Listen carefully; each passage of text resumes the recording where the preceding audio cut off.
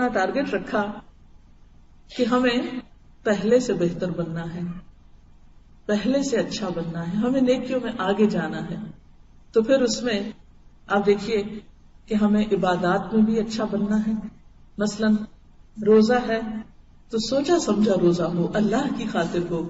نماز ہے تو اس میں آپ دیکھیے کہ گول کیا رکھنا ہے کہ مجھے پہلے سے بہتر نماز پڑھنی، خشوع و خضوع کے اعتبار سے، یا اس کا معنی سمجھتے ہوئے پڑھنا ہے.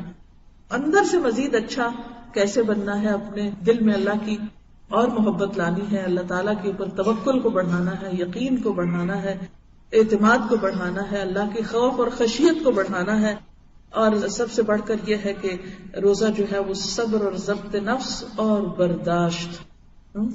تو اندر کیا لانا ہے، اندر میں آپ اسٹرانگ کیسے ہونا ہے، اپنے لیے ایک لفظ چن لیجیے اور وہ یہ ہے برداشت. یعنی پورا مہینہ آپ کو اپنی اندرونی حالت کی پریکٹس کرنے کے لیے برداشت کو اپنا موٹو بنانا ہے کہ مجھے برداشت کرنا، مجھے بھوک برداشت کر رہی ہوں تو مجھے دوسرے کی کڑوی کسیلی باتیں بھی برداشت کرنی ہے، مجھے اپنے غصے کو بھی کنٹرول کرنا ہے، مجھے اپنے فضول باتیں کرنے کی جو عادت ہے اس کو بھی کنٹرول کرنا ہے، زیادہ کثرت کلام کو بھی کنٹرول کرنا ہے. تو یہ جو سیلف کنٹرول ہے یہ ہوگا تو آپ بہتر انسان بن سکیں گے. اور جیسے بہترین ڈرائیونگ اس شخص کی ہوتی ہے کہ جس کو گاڑی پر بہترین کنٹرول ہوتا ہے اور وہ ایک الرٹ اور کانشیس انسان ہوتا ہے، بالکل اسی طرح بہترین روزہ تبھی ہو سکتا ہے جب آپ کانشیسلی روزہ رکھیں اور آپ کو سیلف کنٹرول بھی نصیب ہو. پھر اس کے بعد آپ دیکھیے کہ مجھے اپنی گفتگو میں بھی بہتری لانی ہے. یعنی اچھا انسان اگر بننا ہے تو مجھے اپنی نہ صرف یہ کہ اندر کی کیفیت اچھی کرنی ہے، مجھے اپنی گفتگو کو بھی اچھا کرنا ہے. اور گفتگو میں سب سے بڑھ کر دو چیزیں، ایک دیکھیے تقویٰ، جو میں نے بتایا تھا آپ کو کچھ کرنے کے کام ہوتے ہیں اور کچھ چھوڑنے کے کام ہوتے ہیں. تو گفتگو میں اچھی اچھی باتیں جہاں کرنی ہے وہاں، دوسری طرف جھوٹ سے بچنا ہے اور لغو گفتگو سے بچنا ہے، کیونکہ قد افلح المؤمنون الذین هم فی صلاتهم خاشعون والذین هم عن اللغو معرضون. یقیناً کامیاب ہو گئے وہ لوگ جو اپنی نمازوں میں خشوع اختیار کرتے ہیں اور جو لغو سے پرہیز کرتے ہیں. لغو، بےہودہ، بیکار، فضول، لا یعنی، بے مقصد ایسی گفتگو سے پرہیز کرنا ہے، غیر ضروری طویل گفتگو سے پرہیز کرنا ہے، مناسب الفاظ استعمال کرنے ہیں. اور انشاءاللہ جب آپ نیت کر لیں گے نا اور آپ ارادہ کر لیں گے تو اللہ تعالیٰ آپ کو توفیق بھی دے گا. آپ کو معلوم ہے کہ پچھلی قوموں میں چپ کا روزہ بھی ہوتا تھا، ان کو صرف کھانے سے نہیں روکا جاتا تھا بلکہ ان کو بولنے سے بھی روکا جاتا تھا. یہ اللہ کا بڑا احسان ہے کہ ہم سے وہ چپ کا روزہ تو اٹھا لیا گیا اور صرف باقی روزہ رہ گیا. لیکن بالکل چپ نہیں ہمیں ہونا، مگر یہ ہے کہ ہم اپنی کثرت کلام کو ایک لمٹ کے اندر ضرور لائیں. اب دیکھیے نا، ہر چیز کی ایک لمٹ ہوتی ہے. اگر آپ کی زبان غیر ضروری باتوں میں زیادہ استعمال ہوئی، آپ کے دماغ بھی لگ رہا ہے، آپ کی انرجی بھی لگ رہی ہے، تو وقت کہاں بچے گا کہ آپ پھر تلاوت کر سکے؟ وقت کہاں بچے گا کہ آپ پھر کوئی ذکر اور بہترین کام بھی کر سکے؟ تو اس کے لیے بے حد ضروری ہے کہ آپ کے اندر ایک سنجیدگی بھی ہو. اس کے بعد یہ ہے کہ بہتر انسان بننے کے لیے آپ کا جو عمل ہے یا آپ کے جو جسم کے اعضاء ہیں ان سے بہتر کام لینا، خواہ وہ اللہ کی عبادت میں ہو، نماز وغیرہ میں، خواہ وہ بندوں کی خدمت میں ہو. یعنی اگر آپ کسی کا ہاتھ بھی تھام لیتے ہیں، کسی کو سپورٹ دے دیتے ہیں، کسی کو اچھا مشورہ دے دیتے ہیں، کسی کا دکھ بانٹ لیتے ہیں، تو یہ بھی سارا کیا ہے، ایک طرح سے نیکی کا ہی ایک کام کر رہے ہیں اور اس میں آپ بہتری لا رہے ہیں. سیلف کنٹرول کی چونکہ ایک مشق ہے تو اپنی اس بات کی بھی کوئی پلاننگ کر لیں کہ میں نے رمضان میں مثلا جھوٹ سے بالکل پرہیز کرنا ہے، اور پھر رمضان کے بعد بھی میں آئندہ زندگی میں اب اس سے توبہ کرتی ہوں، کیونکہ قیامت کے دن سچے لوگوں کو ان کی سچائی فائدہ دے گی. ھذا یوم ینفع الصادقین صدقہم، یہ وہ دن ہے جس دن سچے لوگوں کو ان کی سچائی فائدہ دے گی.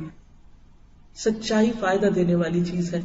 اور ایک حدیث میں آتا ہے من لم يدع قول الزور والعمل به فليس لله حاجة ان يدع طعامه وشرابه، کہ جس نے روزہ رکھ کے بھی جھوٹ بولنا اور جھوٹ پر عمل کرنا نہ چھوڑا، اللہ کو اس بات کی کوئی ضرورت نہیں کہ وہ شخص کھانا پینا چھوڑ دے، بھوکا پیاسا رہے، کیونکہ اس کا روزہ پھر محض بھوک پیاس ہے.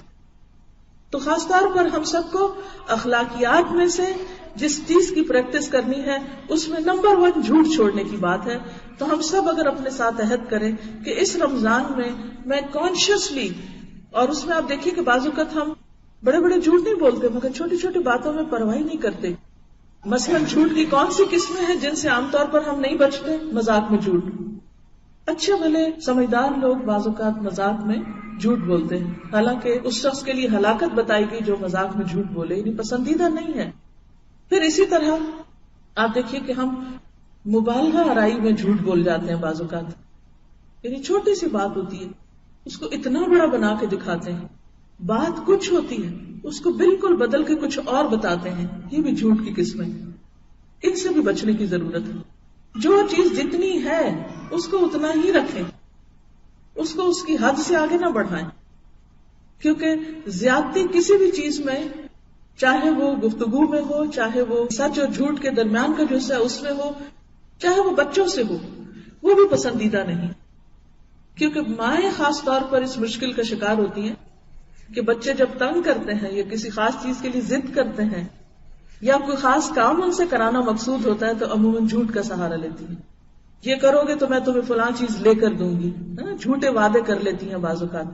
ان سارے قسم کے جھوٹوں سے نکلنا ہے، کیونکہ سچا انسان جسے صدیق کہتے ہیں، صدیق انسان اسی وقت ہو سکتا ہے کہ جب ہر قسم کے جھوٹ سے باہر نکلے.